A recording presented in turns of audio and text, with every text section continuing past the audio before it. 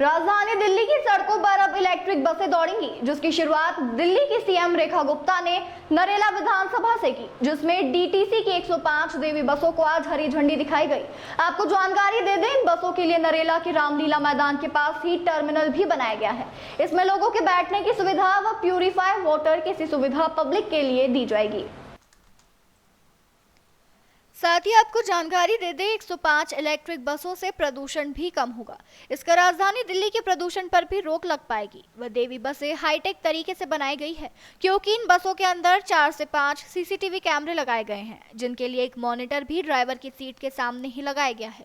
क्योंकि बसों में छेड़खानी व चोरी चकारी भी लगातार बढ़ रही है, जिसको देखते हुए कई सुविधाएं बस के अंदर दी गई हैं, जिसके चलते कैमरे की मदद से दिल्ली पुलिस की भी खास मदद हो पाएगी। क्योंकि राजधानी दिल्ली में जब तर्सी करने वाले लगातार बसों में वारदात को अंजाम देते हैं। बता दें, इस प्रोग्राम में नरेला विधानसभा क्षेत्र के विधायक राजकरण खत्री मौजूद नहीं थे, साथ ही और ना ही नेम प्लेट पर उनका नाम दिया गया।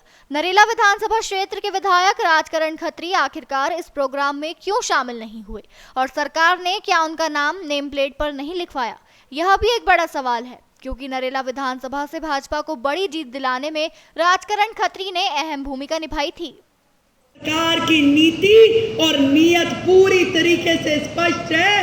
हर एक का भला हो, हर एक का जीवन में सुधार हो, सारी व्यवस्थाओं में पारदर्शिता हो, यही हमारा कर्तव्य है। और इसके पालन करने के लिए सरकार 24/7 24 घंटे लगी हुई है। अब जो है दिल्ली की बस चल पड़ी है। ना इसे कोई गड्ढा रोक पाएगा, ना कोई इसे स्पीड ब्रेकर रोक पाएगा। दिल्ली की सड़कों पे छोड़े हैं, एक एक करके हम उन्हें भर रहे हैं। कहीं भ्रष्टाचार का गड्ढा, कहीं नीतिगत फैसलों का गड्ढा, कहीं पे लाल फीताशाही का गड्ढा, और तो कहीं सिस्टम में कमियों का गड्ढा। एक एक चीज को पूरी तरीके से जनता को समर्पित करने के लिए सरकार ना केवल काम कर रही है, बल्कि जनता के बीच में जाके उनसे विचार भी कर रही है। आज का ये नरेले का बस डिपो का उद्घाटन हम सब के लिए बड़ी खुशी की बात है, क्योंकि ये जो डिपो है ना केवल अपने न्यूनतम समय में इसका बनना हुआ, बल्कि 9 बड़े बस रूट पे यहाँ से बसेस चलेगी। आप देख रहे हैं कि आधुनिक सुविधाओं से सुसज्जित ये पूरा डिपो है, जहाँ पे 75 बसों का बेड़ा लगातार यहाँ से काम करेगा। बेहतरीन टॉयलेट, बेहतरीन कैंटीन, बेहतरीन पैसेंजर सेट्स और बेहतरीन बसवे, ये इसकी खासियत है। और केवल नरेला नहीं, मैं आपको विश्वास दिलाना चाहती हूँ कि जितने हमारे ISBT हैं, जितने हमारे बस डिपो हैं, जितने हमारे बस शेल्टर हैं, एक एक सुविधा को अति आधुनिक करके दिल्ली की जनता को सौंपे जाएंगे।